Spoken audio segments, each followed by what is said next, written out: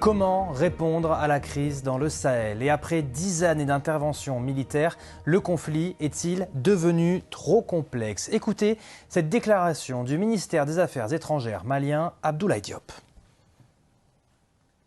Le Mali n'acceptera pas qu'un partenaire nous impose que si tel partenaire vient par la porte, moi je sors par la fenêtre. Ceci n'est pas acceptable. Mais je dois encore une fois le rappeler que les grandes opérations d'envergure qui sont en cours au Mali se font dans le cadre du respect du droit international humanitaire comme des droits de l'homme. Nous le faisons parce que nous sommes conscients que la lutte que le Mali est en train de mener contre le groupe terroriste, nous ne pouvons pas la gagner en violant les droits. Nous avons besoin de gagner les cœurs et les esprits des Maliens pour pouvoir. Le Mali n'a absolument aucun intérêt de s'engager sur cette voie.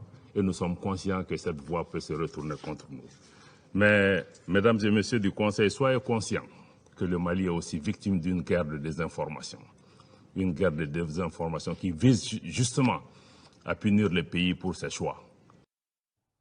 Et justement, pour atténuer ces tensions réunies à Dakar actuellement, plusieurs politologues et experts ouest-africains veulent du changement pour contrer ces tensions.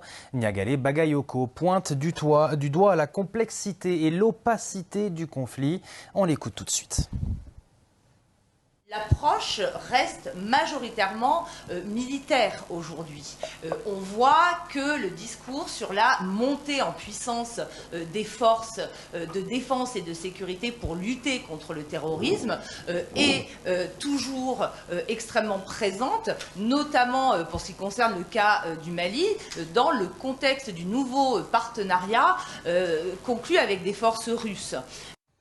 Car sans dialogue, l'aspect humanitaire du conflit n'est pas assez mis en avant. Chaque jour, entre avril 2021 et mars 2022, 8 civils ont été tués en moyenne, avec une recrudescence des violences depuis le début de cette année sur une zone en particulier, celle des 3 frontières entre le Mali, le Niger et le Burkina Faso, avec en plus des accusations d'exaction et d'abus des droits de l'homme par les forces armées maliennes. On a d'ailleurs entendu à ce sujet la réponse tout à l'heure d'Abdoulaye Diop. Mais que ces accusations soient vraies ou non, le rapport parle tout de même d'une spirale de la violence qui contribue à miner davantage la confiance des populations dans l'État et la fragile cohésion sociale de ces 3 pays.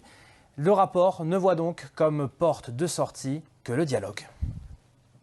Les États se sont situés dans une perspective qui ne place plus uniquement l'approche militarisée comme unique solution à la crise et qu'un certain nombre de mesures ont été prises, particulièrement au Burkina Faso et plus encore aujourd'hui au Niger, pour introduire une approche politique fondée sur le dialogue, y compris avec certains groupes armés islamistes radicaux. Et justement, la question humanitaire dans les 3 frontières sera à nouveau sur la table à la fin du mois au Conseil de sécurité des Nations Unies qui votera sur le futur de la mission des Nations Unies, la MINUSMA.